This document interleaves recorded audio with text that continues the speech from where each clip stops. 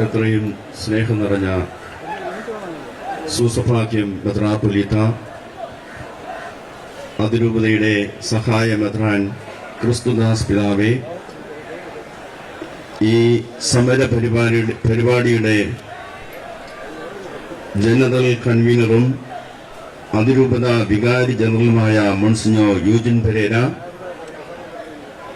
മോൺസിഞ്ഞോർമാരെ, വൈദികരെ, സമർപ്പിതരെ, സഹോദരി സഹോദരന്മാരെ, മത്സ്യത്തൊഴിലാളികളോട് അനുഭാവമുള്ള സ്നേഹമുള്ള മാധ്യമ പ്രവർത്തകരെ, സുഹൃത്തുക്കളെ,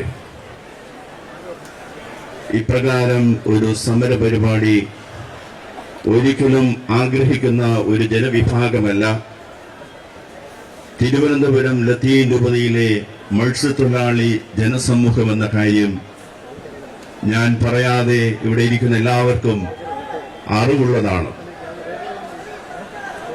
ഈ ധർണ ഉദ്ഘാടനം ചെയ്ത് സംസാരിച്ച നമ്മുടെ അതിരൂപതയുടെ മെത്രാപ്പൊലീത്തയായിരുന്ന അഭിമന്യ സൂസഭാഗ്യം തിരുമേനി ഏറ്റവും ശാന്തമായ രീതിയിൽ ജനാധിപത്യ മൂല്യങ്ങളെ മുറുകെ പിടിച്ചുകൊണ്ട് ഇക്കഴിഞ്ഞ ഏതാനും വർഷങ്ങളിലായി നമ്മുടെ തീരദേശ ജനതയുടെ ആവശ്യങ്ങൾ, അവശതകൾ, അവർ നേരിടുന്ന ഭീഷണികൾ, പ്രത്യേകിച്ച് ഈ അടുത്ത കാലത്ത് നിർമ്മിതി ആരംഭിച്ച വിഴിഞ്ഞം ഇന്റർനാഷണൽ സീ പോർട്ടിന്റെ ആ പ്രവർത്തനത്തെ തുടർന്നുണ്ടായിട്ടുള്ള തീരാ നഷ്ടങ്ങൾ, ആകുലതകൾ, ആശങ്കകൾ, ഇതെല്ലാം കേരളത്തിലെ മുഖ്യമന്ത്രിയുടെ മുന്നിൽ വളരെ സൗഹൃദമായി സ്നേഹപൂർവ്വം രേഖാമൂലം എത്രയോ നിവേദനങ്ങളാണ് സമർപ്പിച്ചിരുന്നത്.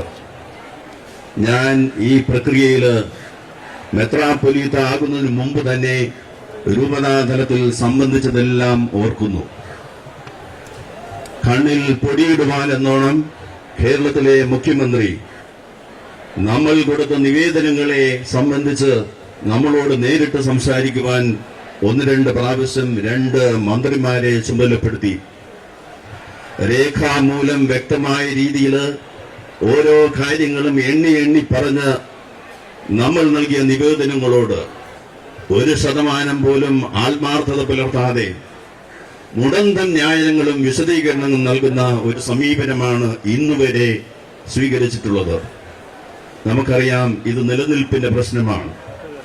ഇനിയും മൗനമായിരുന്നാൽ, മിണ്ടാതിരുന്നാൽ തീരദേശ ജനതയും തീരദേശത്തിന്റെ മത്സ്യത്തൊഴിലാളികളും അവരുടെ ഭവനങ്ങളും അവരുടെ സ്വപ്നങ്ങളും എല്ലാം എന്നേക്കുമായി തുടച്ചു നീക്കപ്പെടുമെന്നുള്ളത് മറ്റാരെക്കാളും നമുക്ക് ഓരോരുത്തർക്കും ബോധ്യപ്പെട്ടു കഴിഞ്ഞ ഒരു കാര്യമാണ്. അതുകൊണ്ട് തന്നെ എനിക്ക് നിങ്ങളോട് ആഹ്വാനം ചെയ്യാനുള്ളത്, ഇതുപോലുള്ള സമരപരിപാടികൾ എല്ലാ ദിവസവും നടത്തുവാനായി നമ്മൾ ഇതാ നിർബന്ധിതരായിരിക്കുന്നു എന്ന കാര്യമാണ്. നമുക്കത് സാധിക്കും. കാരണം കടലിൽ പോകുവാൻ, കടലിലുള്ള സാഹചര്യങ്ങൾ നിഷേധിക്കപ്പെടുമ്പോൾ സ്വസ്ഥമായി വിശ്രമിക്കുവാനായിട്ട് നമ്മുടെ ഭവനങ്ങൾ നമുക്ക് നഷ്ടപ്പെടുമ്പോൾ, ഓടിക്കളിക്കുവാനുള്ള നമ്മുടെ കടപ്പുറവും നമ്മുടെ കടൽ തീരവും നമുക്ക് അന്യായപ്പെടുമ്പോൾ, ഈ സെക്രട്ടേറിയറ്റും ഇതിന്റെ പരിസരവുമായിരിക്കും നമ്മുടെ വീടും നമ്മുടെ കളിസ്ഥലവും നമ്മുടെ എല്ലാം എന്ന് നാം ഇന്ന് തിരിച്ചറിയുകയാണ്. പ്രിയപ്പെട്ടവരെ, കഴിഞ്ഞ 20 ദിവസമായി നടക്കുന്ന ഈ സമര പരിപാടി കണ്ടില്ലെന്ന് നടിക്കുകയാണ്. കാണാത്തതല്ല, കണ്ടില്ലെന്ന് നടിക്കുകയാണ്. നമ്മളിങ്ങനെ കേട്ടിട്ടുണ്ട്, ഉറങ്ങുന്നവനെ ഉണർത്താം, എന്നാൽ ഉറക്കം നടിക്കുന്നവനെ ഒരിക്കലും ഉണർത്തുവാൻ കഴിയില്ല. ഈ ഭരണസിരാ കേന്ദ്രത്തിൽ ഒരു ഇല അനങ്ങിയാൽ ഇവിടുത്തെ ഇന്റലിജൻസ് വിഭാഗം ആ സമയത്ത് അധികാരികളെ അറിയിക്കുന്ന നൂതന സംവിധാനങ്ങളുള്ള ഒരു കാലഘട്ടത്തിൽ അധികാരികൾ അറിയുന്നില്ല, കാണുന്നില്ല എന്നൊന്നും നമ്മൾ വിശ്വസിക്കുന്നില്ല.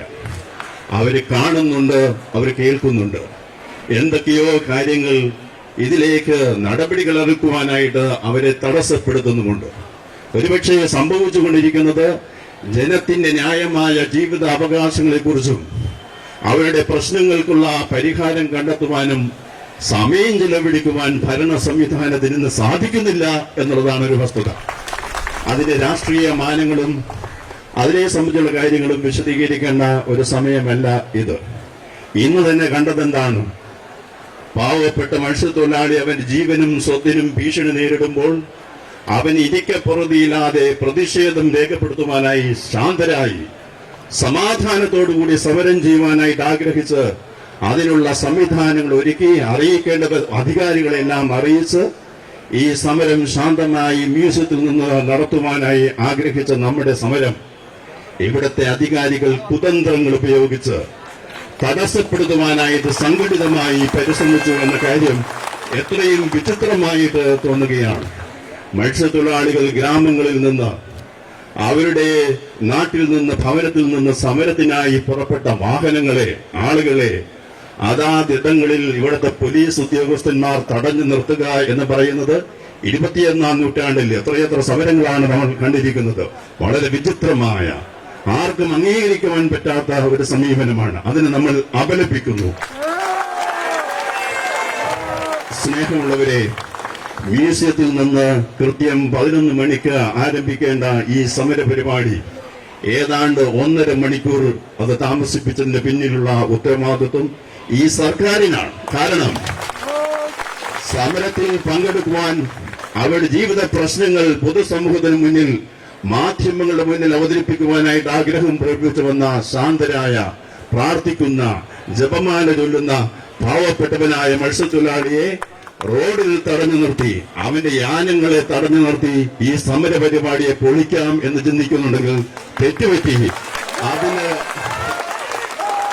അതിന് വശംബദ്ധരാകുന്ന ഒരു ജനവിഭാഗമില്ല. കാരണം നമ്മുടെ മുന്നിൽ വേറെ ചോയ്സ് ഒന്നുമില്ല.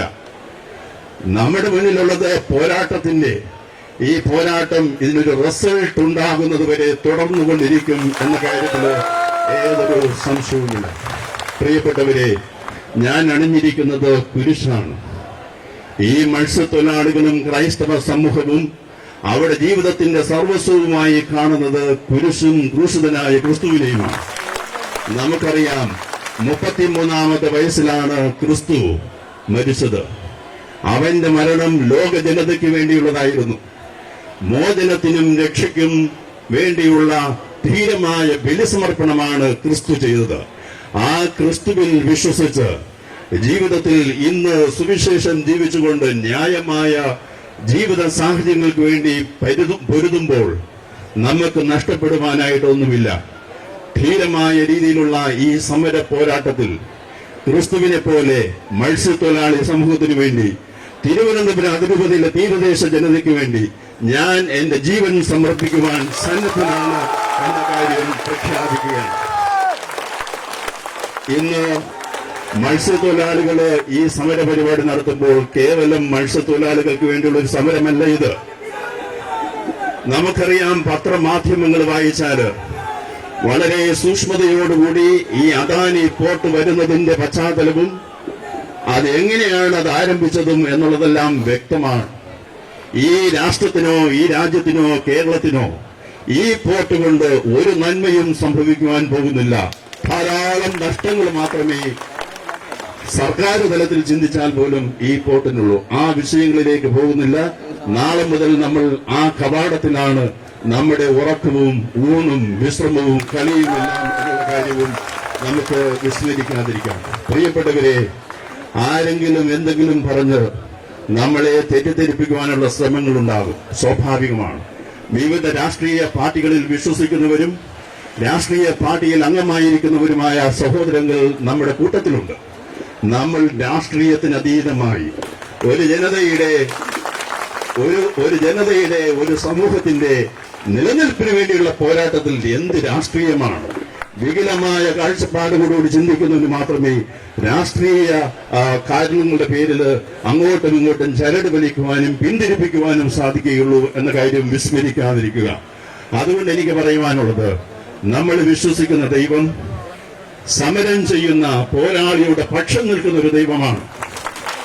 നിങ്ങൾ വായിക്കുന്നില്ലേ വേദപുസ്തകത്തില്, പഴയ നിയമത്തില് ഇസ്രായേൽ ജനത ഈജിപ്തിൽ അടിമകളായി കഴിഞ്ഞത്, അവരുടെ അടിമത്വത്തിൽ നിന്ന് ഫറവോയുടെ അധികാരിയുടെ കറുത്ത കരങ്ങളിൽ നിന്ന് വിമോചിപ്പിക്കുവാൻ ചരിത്രത്തിൽ ഒരു ജനസമൂഹത്തിന് വേണ്ടി ഇറങ്ങി വന്നവനാണ് നാം വിശ്വസിക്കുന്ന ദൈവം. അങ്ങനെയാണെങ്കിൽ സ്വാഭാവികമായും എത്ര കഠിന ഹൃദയനായ ഭരണാധികാരികളാണ് ഇവിടെ ഉണ്ടെങ്കിലും അവരുടെ മനസ്സ് മാറും ഉറപ്പാണ്. നമ്മൾ സ്ഥിരതയോടുകൂടി ഈ ദൈവം ഇന്ന് പ്രവർത്തിക്കുന്നത് നമ്മൾ ഓരോരുത്തരുടെയുമാണ് എന്ന കാര്യം വിസ്മരിക്കാതിരിക്കുക. ഈ പൊതുസമൂഹത്തിൽ മത്സ്യത്തൊഴിലാളിയുടെ പ്രശ്നങ്ങളെ അനുഭാവം പൂർവ്വം കാണുന്ന ധാരാളം നല്ല മനുഷ്യരുണ്ട്. എന്തൊക്കെയോ കാരണങ്ങൾ കൊണ്ട് പ്രത്യക്ഷത്തിൽ അവർക്ക് ഉടനെ നമ്മുടെ കൂടെ എത്തുവാൻ സാധിക്കാത്ത സ്ഥിതിവിശേഷം ഉണ്ടാകാം. ഈ മാധ്യമ സുഹൃത്തുക്കളോട് പറയുവാനുള്ളത്, നിങ്ങൾക്ക് നിങ്ങളുടേതായിട്ടുള്ള ലക്ഷ്യങ്ങൾ കാണും, സ്ഥാപനത്തിൻ്റെതായ താല്പര്യങ്ങൾ കാണും. എങ്കിലും പൊതു നന്മയ്ക്ക് വേണ്ടി ജീവിത മൂല്യങ്ങളിൽ വിശ്വസിക്കുന്ന ഒരു പ്രവർത്തകരെന്ന നിലയിൽ ന്യായമായ അവകാശ സമരങ്ങളെ കൃത്യതയോടുകൂടി പൊതുസമൂഹത്തിന്റെ മുന്നിൽ അവതരിപ്പിക്കുവാനുള്ള ബാധ്യത നിങ്ങൾക്കുണ്ട് എന്ന കാര്യം വിസ്മരിക്കരുത്. എന്താ നമുക്ക് അനുഗ്രഹമായി ഭവിച്ചത്? ഇത്രയും കവറേജ് വരുവാനുള്ള കാരണവും ഈ ഭരണാധിപന്മാരുടെ കുടില ബുദ്ധിയുടെ റിസൾട്ടാണ്. മ്യൂസിയത്തിൽ നിന്ന് നമ്മുടെ സമരപരിപാടി ആരംഭിക്കാതെ നമ്മൾ കാത്തിരിക്കുകയായിരുന്നു. എന്തിന്?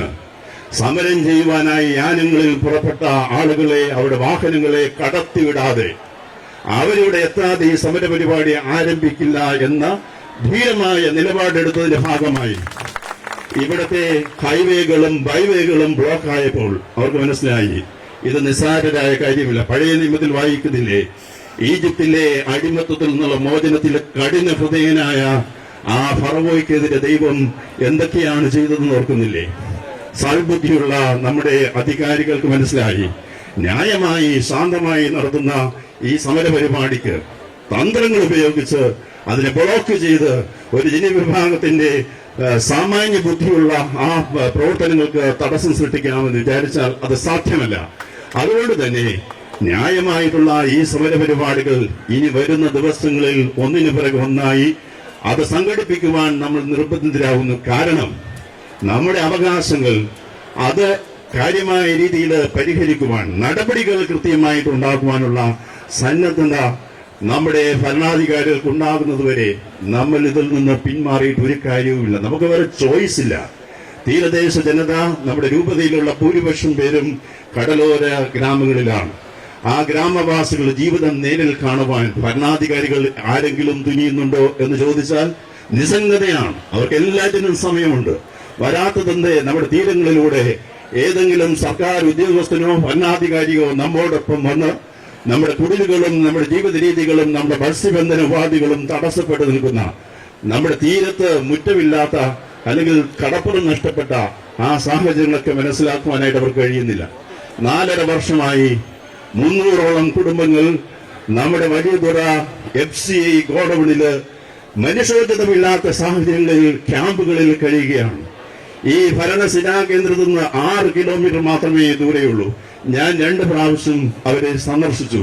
അതിനുശേഷം ചില രാഷ്ട്രീയ പാർട്ടികൾ നേതാക്കന്മാർ അവിടെ പോയി. ഒന്നും സംഭവിച്ചിട്ടില്ല. അതുകൊണ്ട് നാട് നന്നാക്കുവാനായിട്ട് ഇറങ്ങിത്തിരിഞ്ഞിരിക്കുന്ന ഭരണാധിപന്മാർ സാധാരണ മനുഷ്യന്റെ, ഈ സമൂഹത്തിലെ ഏറ്റവും പിന്നോക്കത്തിൽ നിൽക്കുന്ന മത്സ്യത്തൊഴിലാളികളുടെ ആവശ്യങ്ങളും ആവശ്യതകളും ന്യായമായി പരിഹരിച്ച് അവരുടെ പ്രശ്നങ്ങൾക്ക് പരിഹാരം കാണുവാൻ ഇനിയെങ്കിലും തയ്യാറാക്കണമെന്ന് മാത്രം പറഞ്ഞുകൊണ്ട് ഇന്നത്തെ ഈ സമരപരിപാടിയിൽ എല്ലാ ത്യാഗവും സഹിച്ചു വന്ന നിങ്ങൾക്ക് ഞാൻ നന്ദി പറയേണ്ട കാര്യമില്ല. കാരണം ഇത് നമ്മുടെ നിലനിൽപ്പിന്റെ പ്രശ്നമാണ്. അതുകൊണ്ട് തുടർ ദിനങ്ങളിലും ഇത്തരം സമരപരിപാടികളുമായി മുന്നോട്ട് പോകുവാൻ നമ്മെ നിർബന്ധിക്കുന്ന ഈ ഭരണാധികാരികളോട് നമ്മൾ ആ മാർഗം സ്വീകരിക്കുവാൻ സന്നദ്ധരാണ് എന്ന് പ്രഖ്യാപിച്ചുകൊണ്ട് നിങ്ങൾക്ക് എല്ലാവർക്കും അഭിവാദ്യങ്ങൾ നേർന്നുകൊണ്ട് ഞാൻ വാക്കുകൾ ഉപസംഹരിക്കുന്നു. നന്ദി.